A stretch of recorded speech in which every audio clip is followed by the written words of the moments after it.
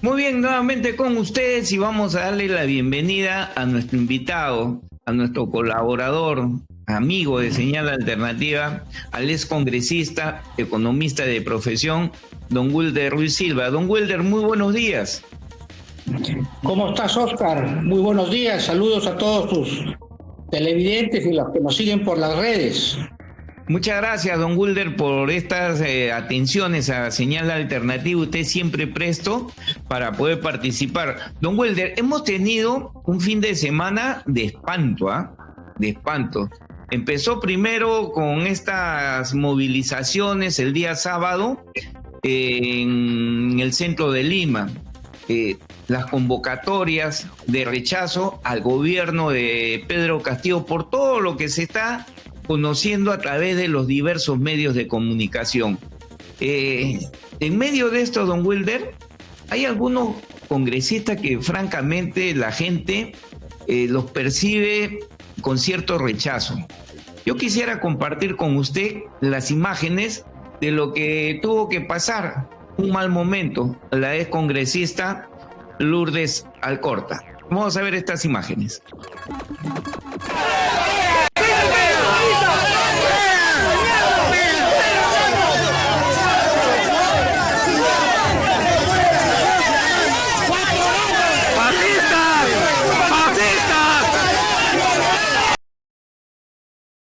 Bien, no le fue de lo mejor a la congresista Lourdes Alcorta y tengo entendido que ha habido otros congresistas que quisieron participar de estas movilizaciones, pero que no les ha ido nada bien en su relación con la población.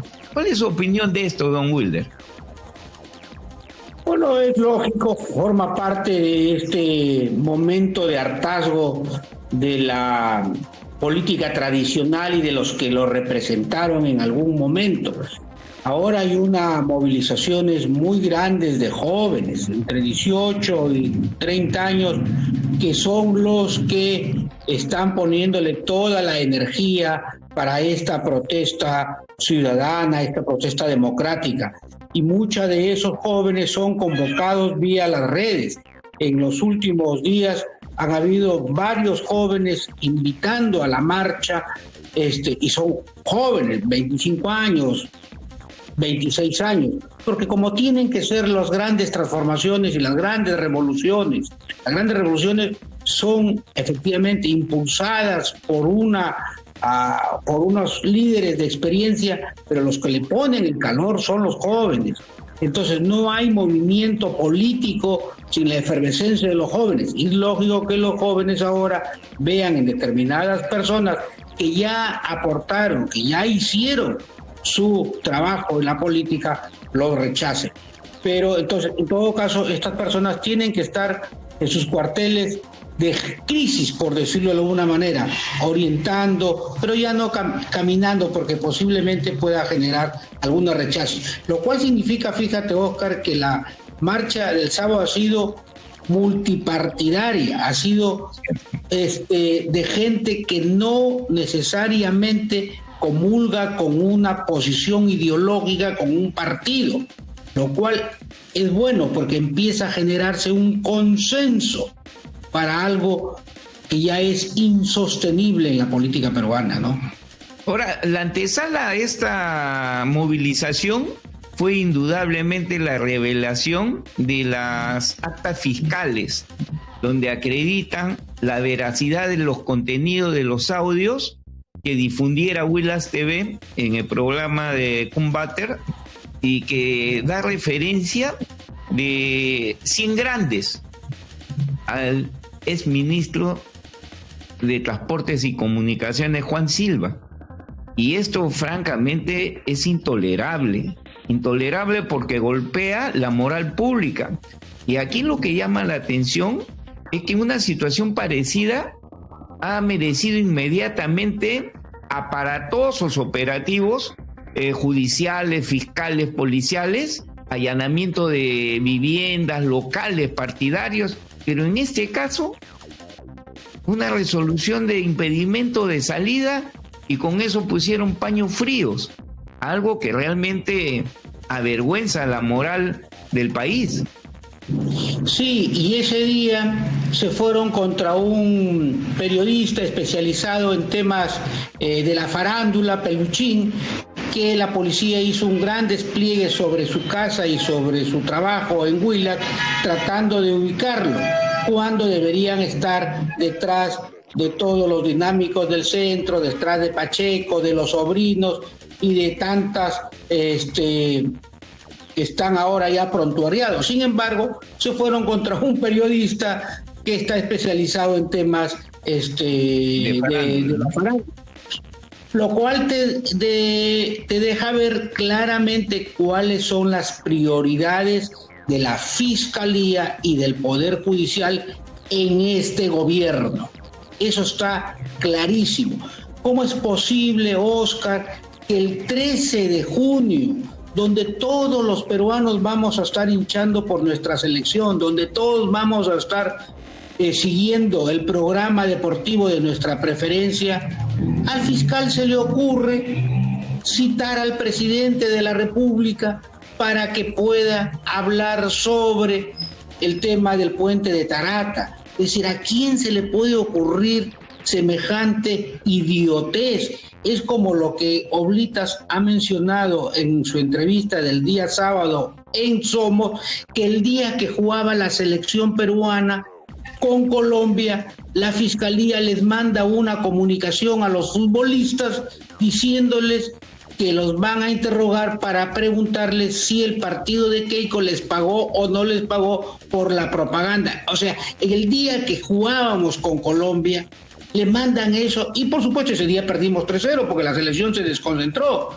Entonces, aquí te dice cómo está manejándose el tema desde el punto de la Fiscalía, todo para los amigos, desde el punto de vista del Poder Judicial, todo el apoyo para los amigos. Vizcarra está al final acusado por dos cosas intrascendentes, porque se adelantó en la vacunación y por sus amoríos y nada más. Pero entonces, lo cual significa, Oscar, que estamos en una situación insostenible. Y lo que se viene, que es lo peor, lo que se viene, tenemos ya casi 8% de inflación en 12 meses. 8% no se registraba hace 24 años. Oscar, la campaña de siembra 2022-2023 ya está perdida en 30%, es decir, 30% menos de alimentos vamos a tener de la campaña agrícola 2022-2023, y el Perú consume el 57% de lo que siembra. Por lo tanto, ya se ha perdido. Más lo que se va a perder porque no van a haber los fertilizantes, porque no van a haber las insecticidas y todo lo demás. Es decir, el panorama es desolador, más el Producto Bruto de la minería, que ya ha caído en el primer trimestre 4%. Es decir, el panorama desde el punto de vista de las variables macroeconómicas es desalentador.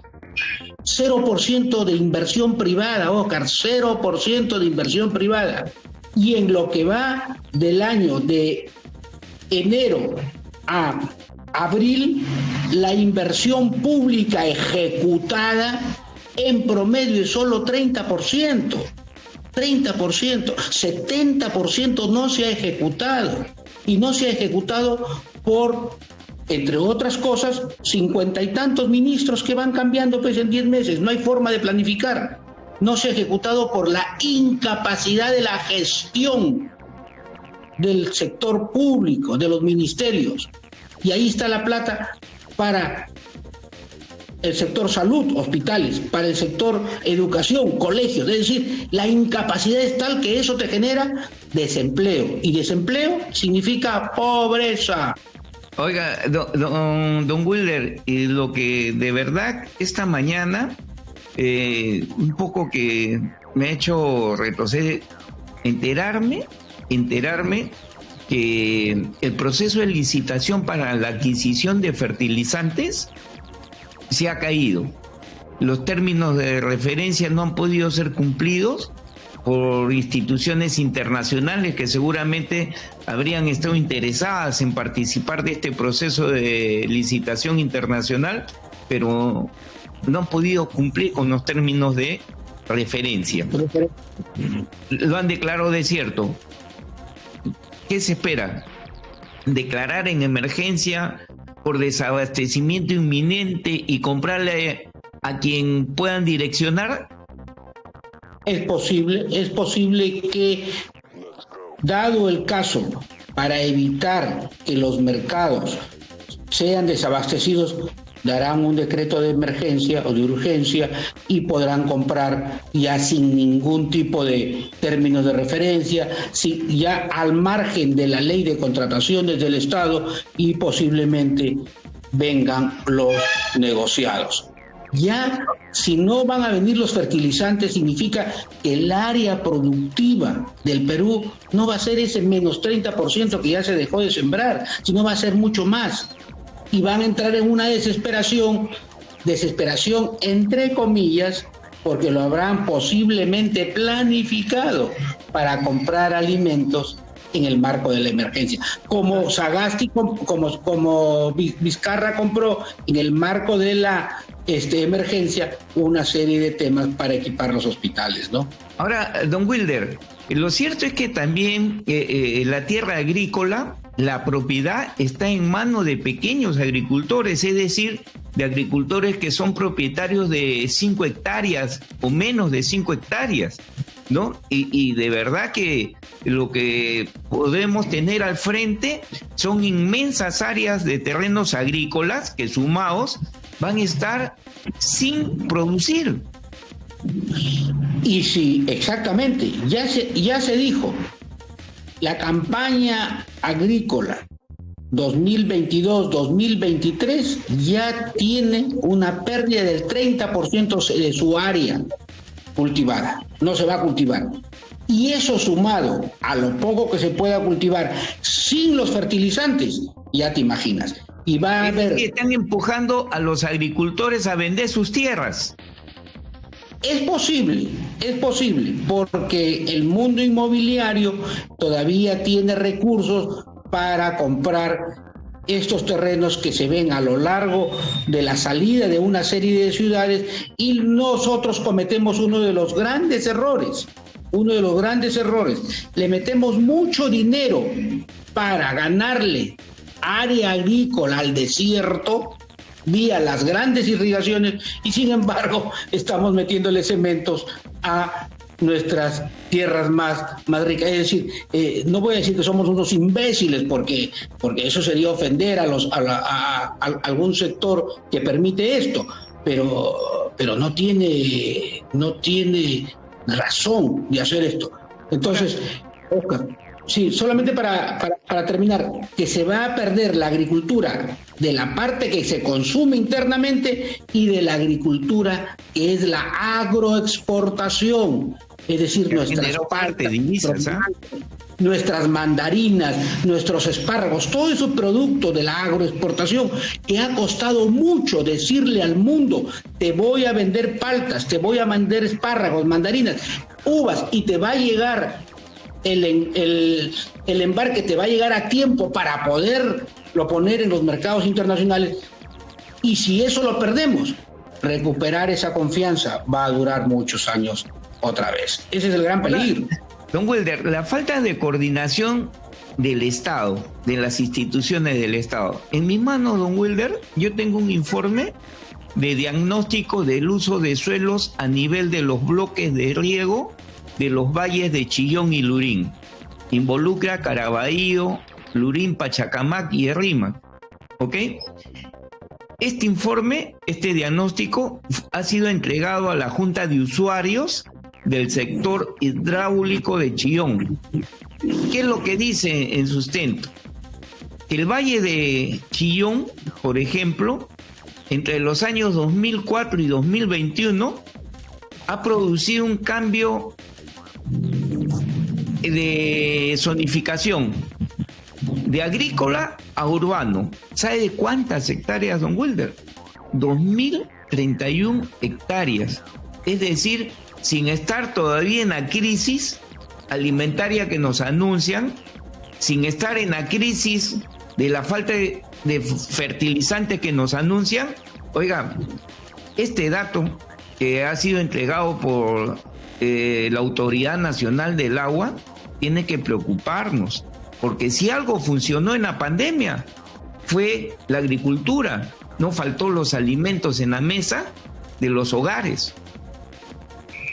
Mira, 2.300 y pico de hectáreas. Es que es tierra agrícola de excelente calidad, cerca de un río. Y eso le metemos cemento y después nos endeudamos para hacer esas grandes irrigaciones, para ganarle 1 metro cuadrado, 1 hectárea al desierto. Es decir, no hay forma de pensar esa tremenda irracionalidad, que además una campiña cerca de una ciudad siempre es buena para el medio ambiente.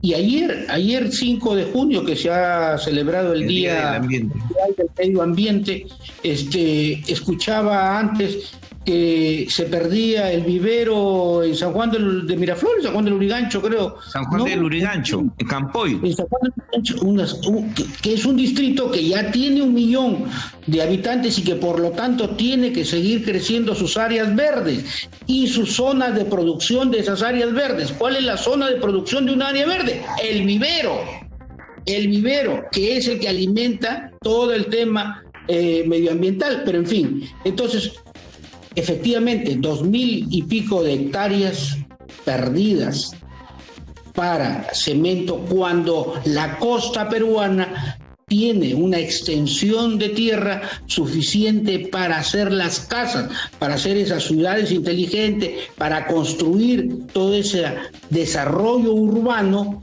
moderno. Es decir, ya que le metes dinero al desierto, métele dinero al desierto para hacer esas residencias y ese crecimiento de ciudades, pero no le metas dinero al desierto para hacer nueva tierra agrícola, porque ya la tienes.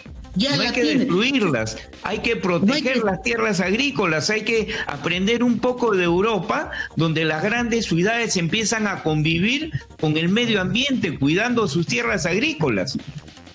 Entonces, esa irracionalidad ya venía, no es exclusividad de este gobierno, pero con este gobierno es posible que se siga acentuando, porque no hay capacidad de gestión, capacidad de gerenciar, y yo creo que esta situación insostenible tiene que ser que alguien le diga al presidente que tiene que renunciar, ponerlo en el primer avión y que se vaya, él, su familia y sus amigos. Es decir, hay que darle una salida decorosa, digna, que vayan 5 o 6 grandes políticos que asuman la responsabilidad y le digan: presidente, le garantizamos, lo ponemos en el primer avión, váyase a Cuba donde sus amigos, a Venezuela donde Maduro, váyase a Bolivia, váyase a donde quiera, por último váyase a Miami, nosotros lo ponemos en el primer avión, pero no siga destrozando el país.